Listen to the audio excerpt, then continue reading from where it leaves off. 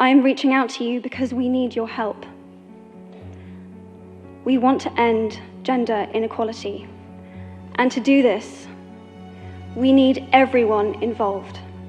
We want to try and galvanize as many men and boys as possible to be advocates for change. And we don't just want to talk about it. We want to try and make sure that it's tangible.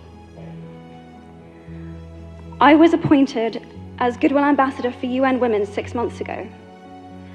And the more I've spoken about feminism, the more I have realized that fighting for women's rights has too often become synonymous with man-hating.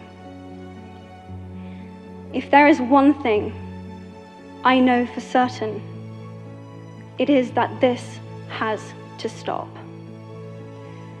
For the record, feminism, by definition, is the belief that men and women should have equal rights and opportunities.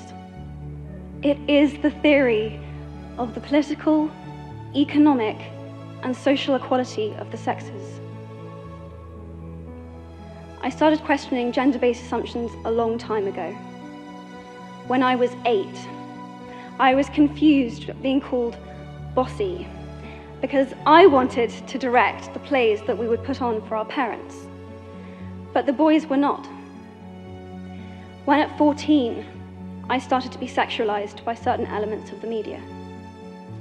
When at 15, my girlfriends started dropping out of their beloved sports teams because they didn't want to appear muscly. When at 18, my male friends were unable to express their feelings. I decided that I was a feminist, and this seemed uncomplicated to me. But my recent research has shown me that feminism has become an unpopular word. Women are choosing not to identify as feminist.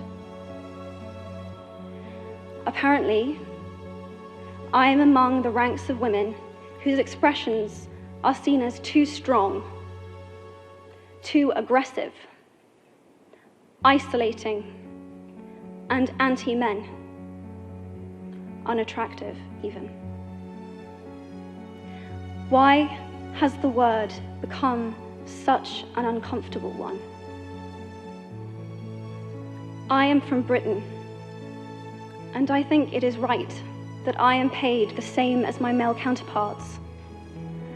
I think it is right that I should be able to make decisions about my own body. I think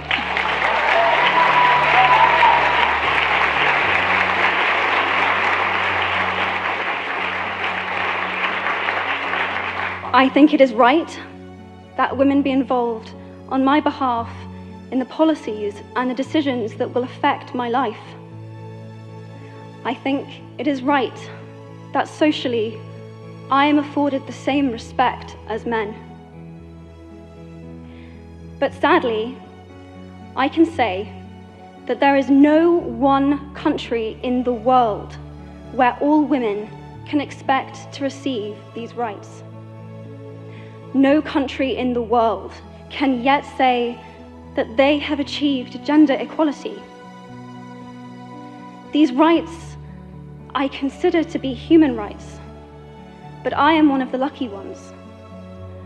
My life is a sheer privilege because my parents didn't love me less because I was born a daughter.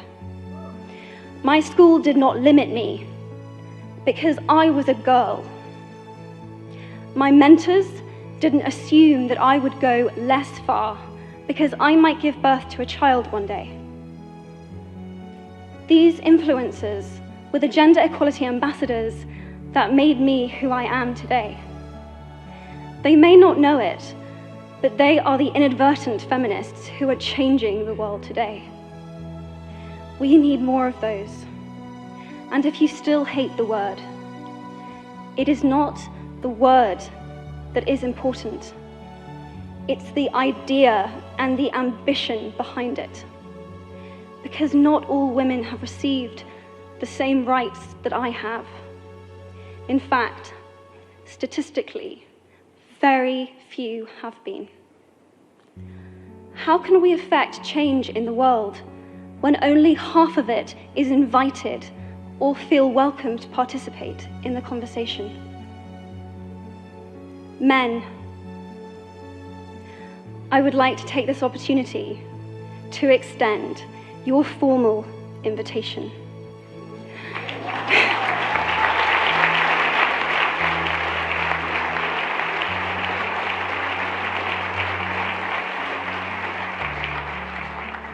Gender equality is your issue too. Because to date, I've seen my father's role as a parent being valued less by society, despite my needing his presence as a child as much as my mother's. I've seen young men suffering from mental illness, unable to ask for help, for fear it would make them less of a man or less of a man. I've seen men made fragile and insecure by a distorted sense of what constitutes male success. Men don't have the benefits of equality either. We don't often talk about men being imprisoned by gender stereotypes, but I can see that they are, and that when they are free, things will change for women as a natural consequence. If men don't have to be aggressive in order to be accepted, women won't feel compelled to be submissive. If men don't have to control, women won't have to be controlled. Both men and women should feel free to be sensitive. Both men and women should feel free to be strong. It is time that we all perceive gender on a spectrum instead of two sets of opposing ideals.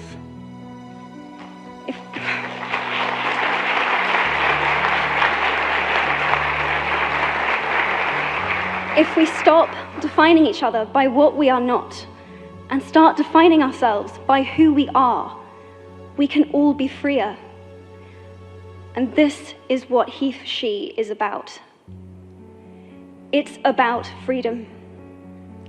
I want men to take up this mantle so that their daughters, sisters, and mothers can be free from prejudice, but also so that their sons have permission to be vulnerable and human too.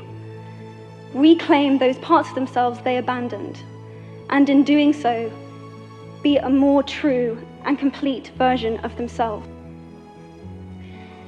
In my nervousness for this speech, and in my moments of doubt, I've told myself firmly, if not me, who? If not now, when? If you have similar doubts when opportunities are presented to you, I hope that those words will be helpful. Because the reality is that if we do nothing, it will take 75 years, or for me to be nearly 100, before women can expect to be paid the same as men for the same work. If you believe in equality, you might be one of those inadvertent feminists that I spoke of earlier. And for this, I applaud you. I am inviting you to step forward, to be seen, and to ask yourself, if not me, who? If not now, when? Thank you very, very much.